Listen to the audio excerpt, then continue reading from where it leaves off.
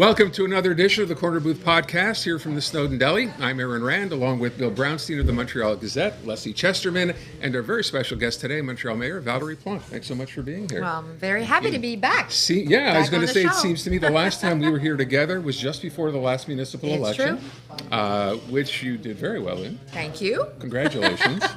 Listen, I think we should start with the big story, which is you and the bet between you and Olivia Chow over who's going to win the Montreal-Toronto women's hockey game. So how much is at stake here? Well, what did you bet? So that's the thing. We're still kind of we're going to figure it out, but for sure, I want to do something that will, because we're going to win, right? That's the point. Of course. And of course, we're going to win because our team is the best. But I mean, in previous bet, there was some food involved, there were some flags involved, and there were some jersey involved. So I think this is what we will be putting forward, and we also want to make donation to different organizations as a way to kind of show our support. That's really the only reason we wanted you. Thank you so much. Nothing else to talk about. But I wanted to know, what is the cost to rent a 4.5-room apartment in Montreal? Because apparently our leader in Quebec, he thought that the Liberals were trying to scorer des points by putting him on the spot. They have no idea, which sort of suggests that there's a lack of interest or a lack of knowledge about what goes on in the city. I mean, now I know there's an average price for that. I mean, that was a, Telling watching moment. that, it was a difficult moment. When I say difficult, I mean, it's definitely a way to, you said scoring points, but also the making goal sure. said scorer. Scorer, which I didn't know was that's an French Anglicism. word. Oh, you didn't know that? I didn't know that. Scorer was Compter scorer des des buts, points. je comprends. Yes, marqué. Okay. But for sure, I think it demonstrates that in the middle of a housing crisis, like it's tough for Montrealers to find a home, right? Right. And there's different range. Usually, I will use to answer your question. Usually, we will say that a 2-room bedroom apartment is around like probably 1,400. So it's a lot of money, and they can be lower, not a lot, but can be higher. But I think I would be interested to see also how our elected official in Quebec also knows about the different price range in Montreal, in Quebec City, in other smaller cities where they're dealing with huge crises, right? So it's a difficult one. But the point is that it really suggests that there's a real lack of understanding or a lack of sometimes interest in what goes on in Montreal and Quebec, two different worlds. Yeah, and you have to deal with this. Yeah, it's true. I mean, finally, I'll be honest, finally in the last budget provided by the government of Quebec, the housing crisis was the priority. But we had to wait a long time. And sometimes I feel like maybe until there was no crisis elsewhere in Quebec, maybe it wasn't so much of a priority, or maybe a misunderstanding from them, where I've been saying as mayor, like, no, there's a crisis in Montreal since we took office. It was a build-up. So finally, it's out there, and the budget from the federal also shows good money, good intention, political will to address it. But we're in, comment on dit ça, en rattrapage, in catching up phase. So hopefully, the city of Montreal will do more, working with both the two levels of government. So this is interesting because we had a federal budget just now 2 days ago, and I know you commented because, as you just said, there is money for housing. It's one thing to announce it. It's another to do something. Absolutely. With it, right? So that's been a bit of an issue for your administration. We announce a lot of things, they don't all get done. How will this be any different? I would say that the fact that the 3 levels of governments are at the same place, seriously, it's huge. For example, we will be presenting very, very soon, like in the next few days, what we will be doing with the Hippodrome, something that we've been talking about a lot, because there's so much going on, so much potential. It belongs to the city, this territory. So, but what we were dealing with is how are we going to build all the infrastructure, which means the pipes, the transportation, the parks, the schools, and this time, we've decided to work with the 2 levels of governments. They embarked in the adventure. I'll say the adventure because it's huge, and we will be presenting very soon how we want to create thousands of units for Montrealers, but having in mind how to make it good at the beginning, including transportation. Because one of the things we realize is that if we build, the potential of Hippodrome is building a city within the city. I'm talking about thousands and thousands of units, but we cannot think like just do housing without thinking about where do kids will go to school, how people will have access to transport or to Cavendish or to get out of this area. So it's going to be Cavendish? Oh yeah, bring it. I'm ready. I'm ready for you know, we're going to Cavendish. talk about some major gridlock there because of with course, Royal of course. Mount coming in there, Yes. thousands and thousands. I mean, But I'm just... no first one of all, who's going you to bring just a said- car anymore. You just said a plan, an actual plan for Hippodrome? Yeah. And you're going to Because announce this... I would say give us few days. Okay. It's coming up because the idea, we're there. I was able to bring together other, not only provincial and federal, but also private promoters and constructors and builders. How are we going to develop it, knowing how much money we're going to need, because the city cannot take it by its own. Just to develop it. Yeah. Your original, I remember the big press at the time conference where you had this idea, I think we saw a schematic of some kind, where if whatever you developed at Hippodrome was going to involve no cars, it would involve electric transportation, Yeah. connection to the Yeah, metro. yeah. Is that still, I mean, I know you're not going to tell us what the plan is, but is it that part of the plan? Definitely, because we and when I say no cars, it's just like we cannot build, like, let's say approximately if we have like, I don't know, 10,000 units. Yeah. We cannot think like before and say 10,000 units, then 10 new parking spots. It doesn't make sense. Cities cannot be built this way anymore because our network, like our roads, are not going to be able Yeah. to absorb it. So when I say no cars, it's to limit cars. But for that to happen, there has to be options of transportation. We cannot tell people no cars, but just find a way to get out of that area. So this is why I'm proud that when we will be announcing the kind of master plan, but also how we were able to engage federal, provincial, and builders into creating this the city within the city in a good, Okay. coherent way. You know, years ago I visited Vienna, which is a city that's famous for its housing. Absolutely. And the first thing when they build a new neighborhood within a city, the first thing they build is a metro stop. Exactly, And and then that's it's school. inspired by that. And it's not like Griffintown. No, So exactly. exactly. So and it's so brilliant. You're inspired by that. And Absolutely. And it just makes sense. And then shopping, and so that they're building a little city Yeah. within a city, and transportation is the number one priority. Yeah, absolutely. But it is a challenge to think differently, like you just mentioned in Vienna, because transportation is not something I can build myself. I need to count on Yes. the political will and money from the other level of government. Same thing for housing. Even though this is our land, belongs to City of Montreal, I don't have a PIPIN. I don't build myself. I need to work with builders. And one of the things that I'm really attached to is, though we have so much potential of building a lot, I'm talking about thousands of units as fast as possible, we need to keep mixed city in the mix, because Toronto and Vancouver have, deblocked or have made it possible to build a lot, but it's for the same people with the same amount of money in their pocket. And I want to make sure that there's affordable housing for the middle class and social housing as well. Let's build more, but the mixed city, I don't want to build only penthouse and condos that cost a lot. There has to be a mixed city. But we know there's been an issue here, and it started even before, where developers come to you and say, we want to build so-and-so, and we'll have affordable, the 20-20-20 Yeah, rule. yeah. And what happens at the end, they decide to change their mind, they pay a fine, and they walk away. True. What happens? How do you change that mentality? If you can pay your way out of that affordable and social housing, we've achieved, in essence, nothing. Yeah. I mean, I understand that there's been some, I would say, worries about the bylaw we put together, but it comes from a good place where I truly believe that if we would have put a bylaw like this 10 years ago or 20 years ago, pretty much like Vienna, we would still be in a crisis right now, but not as strong, because there would be tons of apartment out of the market. This is what I'm going for. I want to take units out of the market so we can balance, if I could say.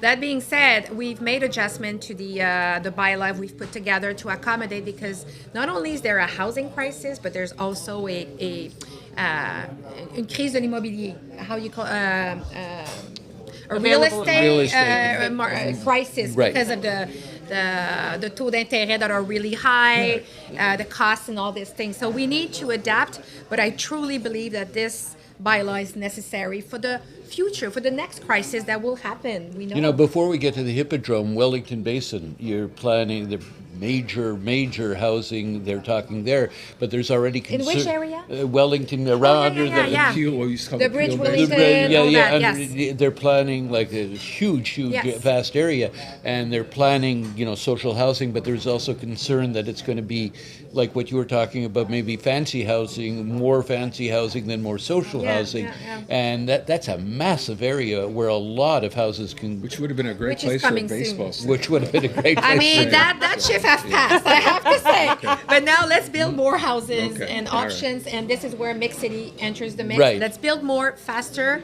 but it has to be for every Montrealer, not only one specific Well, that's the category. concern because Of course. yeah. And it's So, a good concern. To Bill's point and to the question, the word Cavendish came up. Yes. I'm ready. I I'm ask ready. you this every time. Is it I open speak to yet? you. Is it open? How is this now? If you're going to have a Hippodrome project, obviously you're going to have to incorporate that. What is the plan as it stands now? Absolutely. So when you look at the Cavendish, Yeah. and it's huge, right? Because it has to go over railways.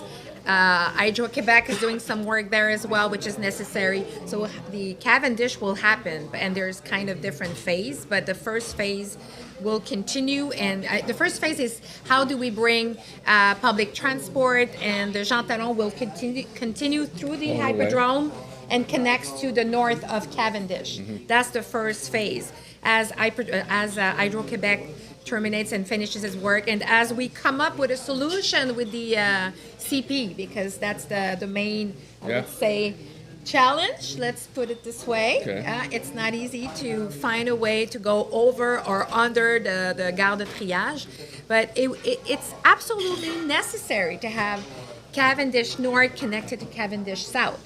To me, it's a no-brainer.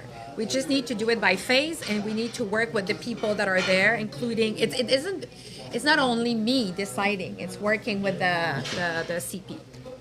I will just ask one other thing. You mentioned public transit. We all know that your administration is focused on public transit, but there's a story, of course, this week about $1 billion having been spent for buses, and now we have to cut the number of Right. buses. I had Eric Allen Caldwell the other day talking about this. Yeah. You're running a $500 and some odd million deficit as far as the STM goes. I know. We're trying to encourage people to leave their cars at home, yet the public transit that's available is just not able to deal with this. So where's the solution there? I wish I could answer that because it is a huge challenge. Here in Montreal, people believe and love their public transit system. And everybody agrees that if we want the city to continue to evolve, if we want economically, if we want to have more people living here, if we want to, make sure that people take the metro or the buses, there has to be a bigger offer. It has to be well maintained. All these things. It's like when you have a house, you take care of the house, right? You can build more, but you also need to cover like the bases. This is where it's difficult because we've had a government, and I have to say it, like a government that is not so interested in Provincially. Yes, even the federal. I haven't been so much there. In this budget, there's nothing to maintain. I mean, I would say to take care of not only the deficit, but only the system itself, the buses and the metros. Mm-hmm. So it's a tough one.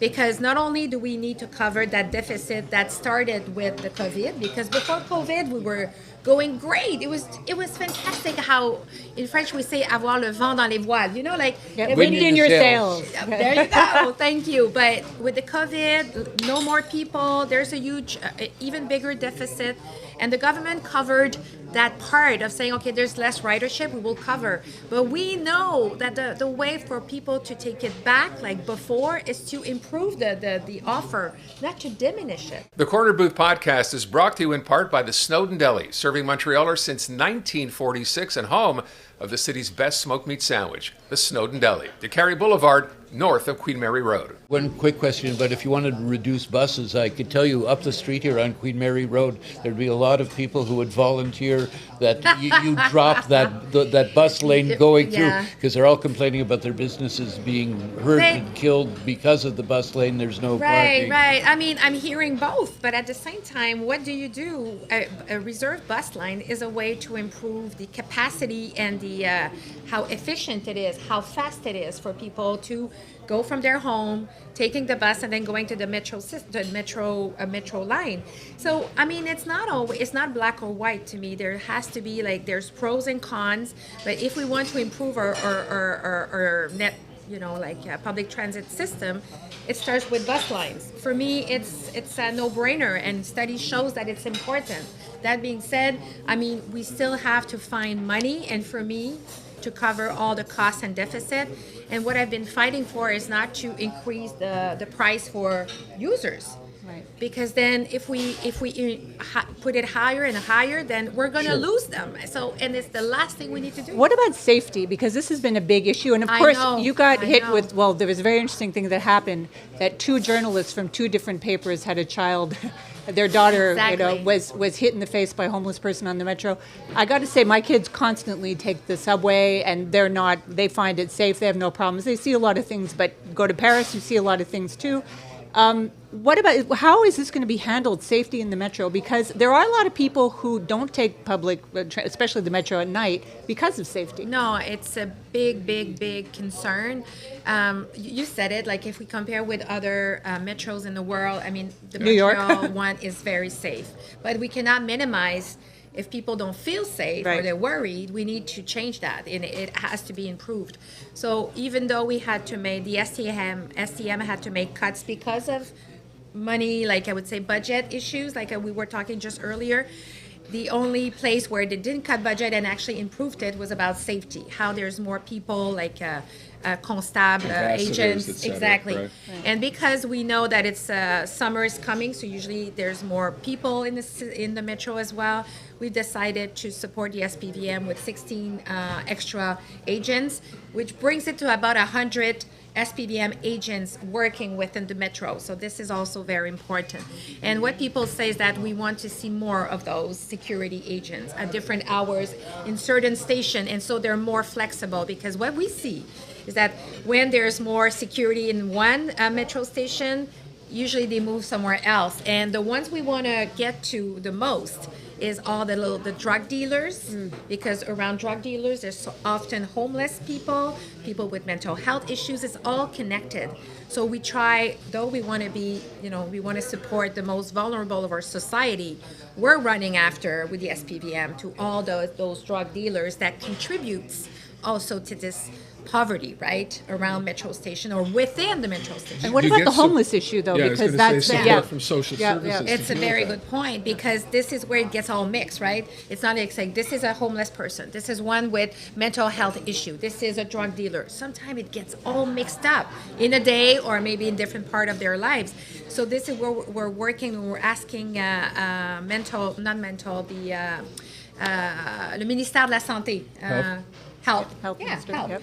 which is Quebec, to give us a clear plan of the summer. And now they're doing a counting of the homeless population that gives us numbers, gives us data, which is good. But they will be presenting a plan soon, and this is necessary because mental health issues is a big deal, or opioid crisis issue is a big deal. And this is what we're seeing. People that in the metro, maybe they're homeless, but maybe they're not. But if they have a mental health issue, this is where we need Quebec, which is their responsibility to support SPVM, the city, the STM as well, because they are limited. They are not social workers. This They're is not a universal nurses. issue too. I Go to know, New York I City, know. go to It's London, go huge. to Paris, Paris is Yeah, terrible. yeah. COVID has, and I don't want to blame it on COVID, but we've seen that there's much more people dealing with poverty, much more vulnerable, much more connected to mental health issues as well.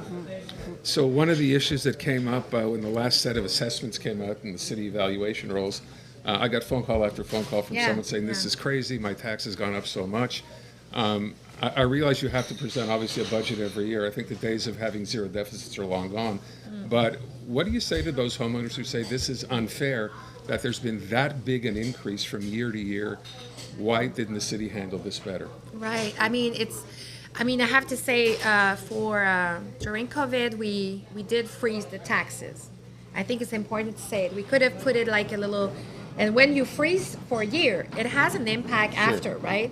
So, but it was something that we felt was the responsible thing to do. And the year after, we've been trying to manage like as much as possible not to go crazy. If we compare, for us, it was 4.9 in Toronto, it was 10%, Vancouver 15%, which shows that we share issues, which is public transportation, homelessness, housing crisis. All the big cities are dealing with it at the same time. And Laval and Longueuil were close to our, Longueuil I think was a bit higher. I think it was 6%. So what I want to tell Montrealers is that I hear it, I understand, and my goal is to have the taxes as low as possible and to keep it around inflation. I wish I could, if I could make a deficit like Quebec and the federal, maybe it would be different. But I don't have that capacity, and I need to give services, which is, we've been talking about infrastructure, we've been talking about roads, potholes, public transport as well. I mean, all these things needs to be covered, and I want to give the best services. But I'm also doing a huge exercise right now into looking at all the programs, priorities. Do we need to make this? How about that? I'm looking at every single thing with our executive, not executive, or notre président. Your president? President, yeah, of the executive committee. I'm sorry. The chief executive. It's not We're here for you. We're here for you. Today, I have to say, I'm starting my day in English. That's a tough That's great. one You're for me. doing well. You're doing well. There's also business, like with the taxes, business owners complain all the Absolutely, I time, and you understand. hear, and the point being that they say, well, like taxes are up, and yet access downtown particularly is extremely difficult. Parking doesn't help with now the meters going till 11 someone o'clock. say parking? Parking, yeah. Is Going that your till- thing? No. That's your I think it thing. might be. Until 11 o'clock at night, Yeah. they're saying it impacts them in a huge way. They're paying, they feel, an inordinate share of their taxes in terms of, and they don't feel they're getting services. That on top of the construction and all the condos going up or whatever's going up downtown. It's like a maze trying to work your way through downtown. If you live in the area, it's fine, you can walk. But I mean, who's coming downtown these days when you've got the West Island, you've got Distrant, Yeah. you've got Laval? And we want them to come. Yes. Absolutely. So how do you propose to change the mindset here to get people to come down? Right. I'm starting which elements I could grab on. I mean, the fact that we need to, we're kind of rebuilding the city is a fact. I mean, I think we can all agree that infrastructure like the water pipes are old. I need to do it. Like St. Right. Catherine, that's why there's so many construction. And the fact that there's towers with housing that is being done, I think we all agree to say we're happy that this is happening. But it creates a bit of chaos, and we're trying to manage the chaos, working with the different companies and private owners in the city as well to make sure that it's cleaner. So we did, there's many pieces we've put together. That being said, for the parking, it's important for me to remind everybody that there's so much parking available. And I know that there's always this like on the street versus No, there isn't. I cannot, Aaron, I'm No. sorry, because No. if you want to park on the underneath parkings are available. Place Ville Marie is some of the most expensive parking in the city. Right. Place Montreal Trust, not far behind. Look, I realize, we kind of kid when we talk about this, Yeah. but it is tough. No, I've heard too understand. many. We're happy when you can Yeah. find a meter. I've heard too many people say, I went downtown. I think, I was ready to spend 5 or 10 minutes to find a spot. I drove around for 35 minutes. I found nothing. I left. Mm-hmm. That's not the kind of thing you want to hear. And you can't create streets. I understand that. But I think one of the more frustrating things as well is you come and find a parking spot, and then there's something going on. They have a sticker on it that you can't buy. I don't know who's in charge of that. But The red hoodies. somebody. It's just a situation where we should say, look, either we want to have people come downtown and make parking available, because not everyone is coming by metro Yeah, or no, by I bus. understand, of course. There's something that has to be done. I don't have the answer to what it is. But though. again, I mean, there's still like a lot of parking on the street, which is less expensive, but there's a lot of parking underneath buildings. And if you go in other cities as well, big cities, this is what they will privilege, is to take cars out of the streets and put them Sure, underneath. but- But I hear that maybe it might be more pricey. But so there's the two options Yeah. as well. And the last thing is, we want changing the meters, while also a way to make sure that they're available for people that comes to shop. Because originally, what we realized by doing with the data is that some workers, and I hear them, but they would park there for like half the day leave for their their car all shift day, and leave yeah. their car all day there. So this is where, for me, it's acupuncture. There's not one solution. We need to look at every business streets. How can we accommodate? How can we keep some parking? How do it's not a once for all Yeah. solution. I will point out, though, we have lost downtown parking lots. We used to actually have parking lots. They're gone. They're now condominiums. So all those spaces that could have accommodated hundreds of cars have now been turned into condominiums. So all that parking is gone. So I think we have to take that into Turn account. as into well. what? Condominiums. Yeah, condos. housing. Yeah. So those are all gone. Yeah. Look, we would be remiss if we didn't Sorry. talk about bike paths. Yeah. So I have an idea. I'm going to run it by you now. I'm listening. I live in Griffintown. Yes. Griffintown is a disaster in terms of trying to get around. I don't know whose plan it was. I'm thinking the previous administration, who decided to let all these buildings be put up, and then, with all these buildings and all people coming in, narrow the streets so it'd be harder to get around, which is reverse genius. Yeah. But I wonder now, can we finally get to a point where in Montreal, and you're right, I agree, we can't make more roads. We're stuck with what we have. We have more cars, it's harder to get around. But what can we do to accommodate motorists in the city? I know your focus is on bike paths and that kind of mobility, but what do you say to motorists who complain that, you know what, it's too hard to get around the city? There's too much construction all happening at the same time. There's no organization around those sites. What can we do? Aaron, I have to say, and I hear everything you're saying, because I get the messages, by the way. I get people talk to us, write to us, so we're aware. But to say that my priority is bike path and not roads, to me, is a false assumption, because it's not true. It's just because when you look at the territory, over the 10,000 kilometers of roads, 1% is dedicated to bike path. So at one point, we also need we need to start from the same place. And the downtown core, I mean, you were talking about Griffintown.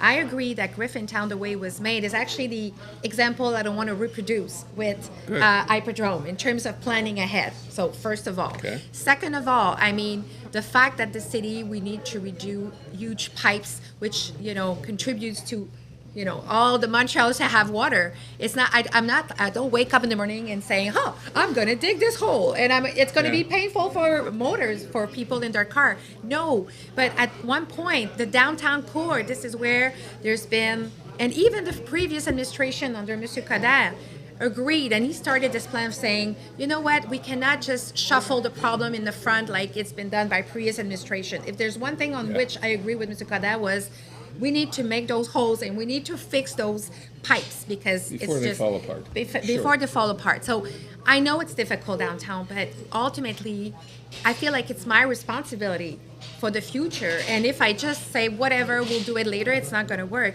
And I feel like we've been improving, and I'm not saying it's perfect, but in terms of managing the different sites.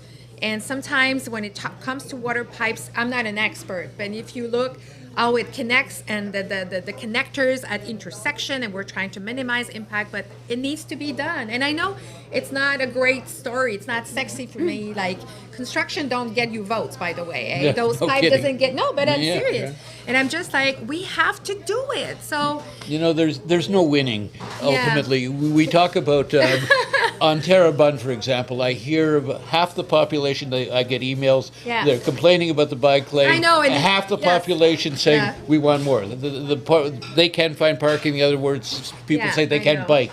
You can't please everybody. it's true, it's true. I just want to mention a few things, because first of all, I just got back from Lyon, and in Lyon they're doing the same thing as Montreal. There's so much construction on the streets, and everybody is saying, oh, well, it has to be done, their water pipes. There's no access to businesses, same thing. So people who really think this is just a Montreal problem don't travel very much. Paris is also getting, well, the Olympics, Yeah, but the also Olympics, yeah, the it's bike true. lanes in Paris are driving people crazy, but it also is being done. In Vienna, it's $35 an hour to park your car downtown, so we have it pretty good. But I think there is a problem, and Sure, are you on her team or? I think that there are a lot of things that people don't realize, that it's not just a Montreal problem, it's a worldwide problem. Pedestrian Agreed. streets, there are things that are very good that are happening.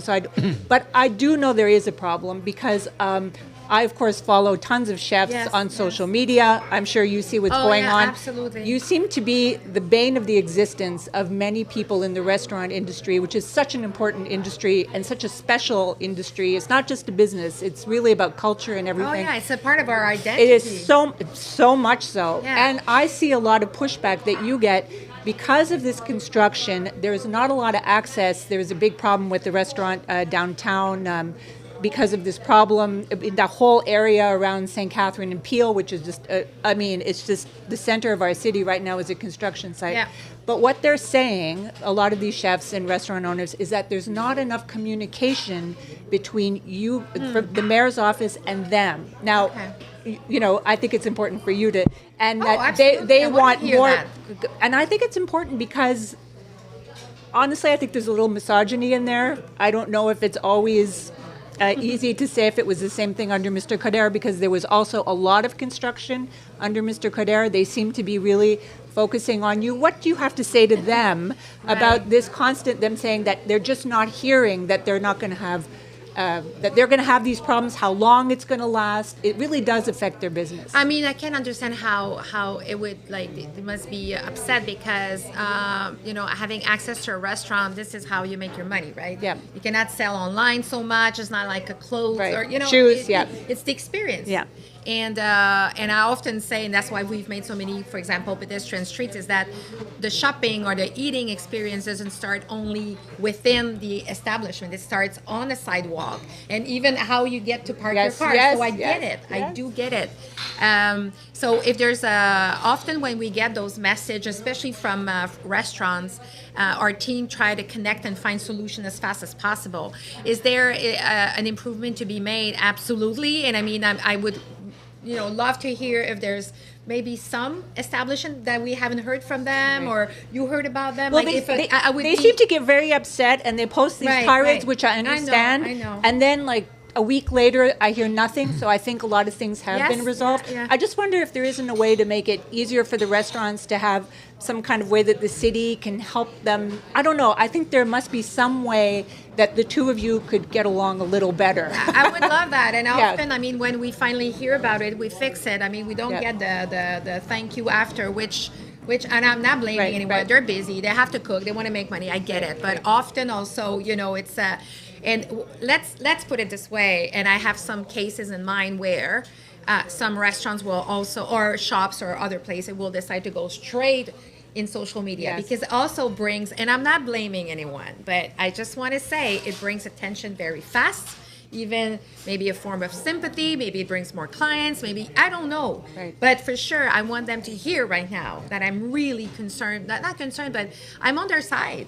I mean, the foodie is, like I said, it's part of our identity. Yes. They're a part of our trademark. That people come to Montreal for food. But In terms of things like the summer is going to be different. The big economic generator, of course, as you know, are festivals, the Grand Prix, the Jazz Fest. No more Just for Laughs this summer, and who knows if it's ever going to come back. But that's a big Probably hole. not for. Something will happen, I can assure you, but not just for laugh. But not this summer. In any event, how concerned are you about that? Because that brings money to the it brings city. money, and it's 60 million they talk about for the Grand Prix. They talk about the jazz, and it's good for the restaurants. It's for the good shops, for everything. It's good for downtown. So I'm not worried. Because we're on solution mode. We're working with the city of Montreal is very close with his partners at different festivals. We talk a lot.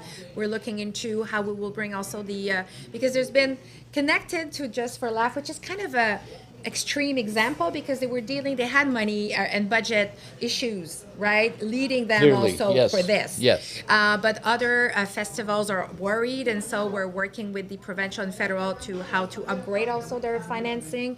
The city of Montreal, we're looking at how we can support them financially, but also in terms of organization. So I'm not worried. There will be something this summer, I can assure you, because we'll also have other festivals that are like, oh, well, if it's not a just for laugh or something like that, a humor kind of festival, we're ready to take maybe the spot or to change our programming. But I want to reassure everybody there will be a full programming. And I just want to say something about downtown. I really invite everybody to come, every day of the week and during the weekend in the part that we have redone with bigger sidewalks. It's fully crazy.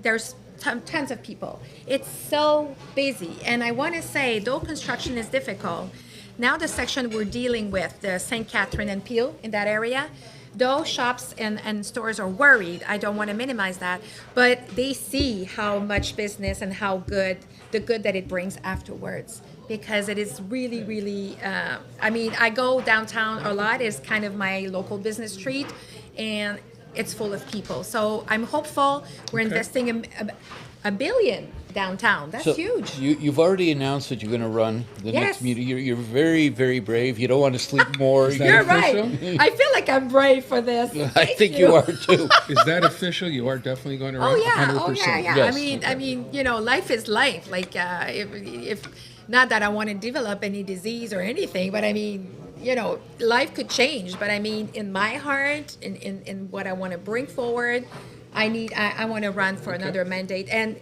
really for two reasons. The first one is the housing crisis is what took me into politics. That's why I wanted to run.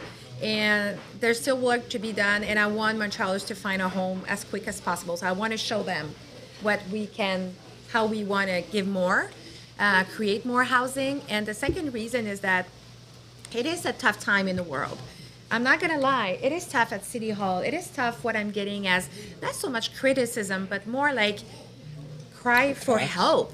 Whatever it's what's happening in Israel with Hamas, or whatever it's a housing crisis, or more the homeless situation. People are suffering, and I feel it. People are stressed because of inflation. I feel like the same way I've accompanied Montrealers through COVID, I want to be there for them. That's what I'm, and it's tough. And Is it a good time for Montreal right now? I mean, we're people who've lived in Montreal for half a century. Is it a good time for Montreal right now? I think it's a difficult time in the world. I'm serious. Like, I talked to the mayor of Paris or London in UK. What we are facing is the same thing, from emotionally how people are, financially how people are whether they're struggling with. There's a lot of tension. It's tough, tough right time. now. Yeah. We have to wrap up. I know you're on a schedule. I want to thank you so much for coming in, spending some you. time with us. Really appreciate it. Yeah. Thank you for the question. I think they're great, and anytime you want me, I'll be back on the podcast. Good. It's a great time a great way to exchange, I find. We're It going to is. remember you said that. But Yeah, well, I was back. I told you. You did. Hey, she's and there's a two-timer. smoked meat sandwich with your name on it. Yay! That wraps up another edition of the Corner Booth podcast here at the Stone Deli. We'll see you again soon.